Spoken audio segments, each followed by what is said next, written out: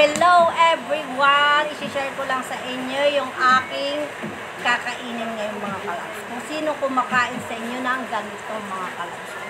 Ito yung aking ulam mga kalabs. Sino kumakain sa inyo ng ganito? Ulo ito mga kalabs. Tapos kanin. Tapos may kape. Tapos ito may sausawan mga kalabs. Ito lang ngayon ang aking gagawin sa ano. Bali, ano to, inihaw ng aking anak. Ano sila? Gagawin daw nilang, ano, as usual. Yan. Kaya ito lang muna yung aking gagawin ko.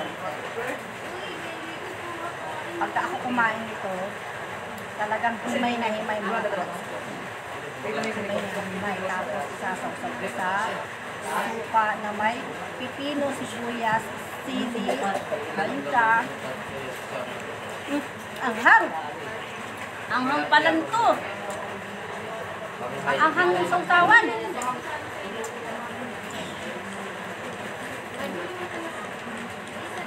Talaga pag ako kumakain, himay mga kalabs. Lalo na pag isda, pag tilapia na inihaw. Naku, pati panikmix yan mga kalabs.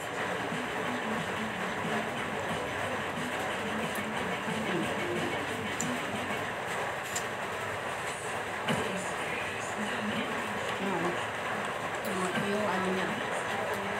Parang ayaw ko kainin, kaya lang dila to eh, dila. Ayan yung dila. Ayan.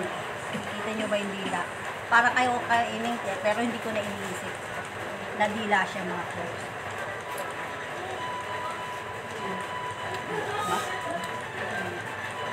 Masarap naman. Wala ang anghang. Ang anghang siya.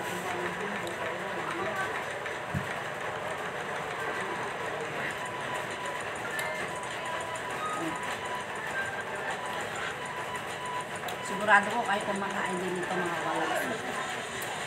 Bihira lang siguro ang hindi kumakain ng ganito. Diba?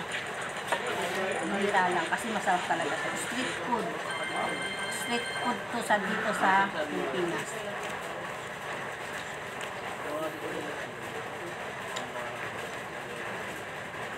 Masarap tambalan ng kape.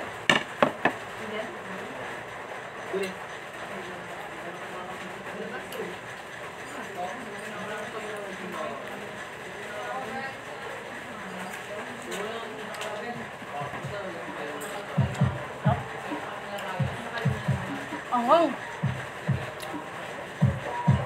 Actually, hindi ako mahilig sa maanghang. Maanghang lang kung ginawa na sausawan ng anak ko.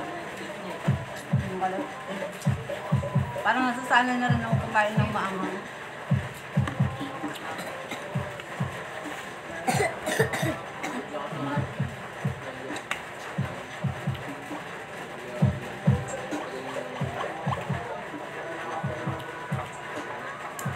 Kanina pa kumain yung akin bunso. Inulang lang ng hapon kasi ayaw mo lang lang sa mga kalabs.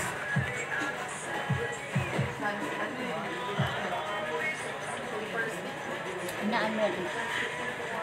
Ma! Nagbilag na rin ko.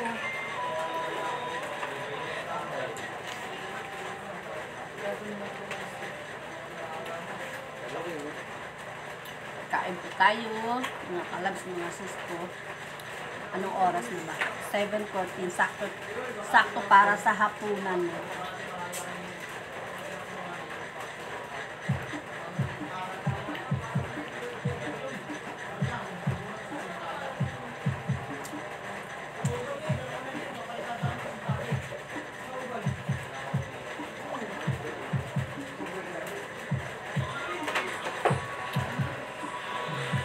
Diba?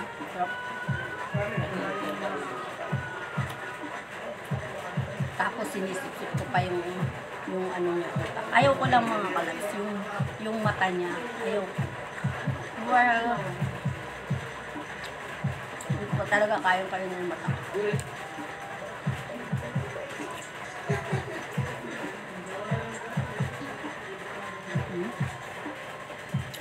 Yung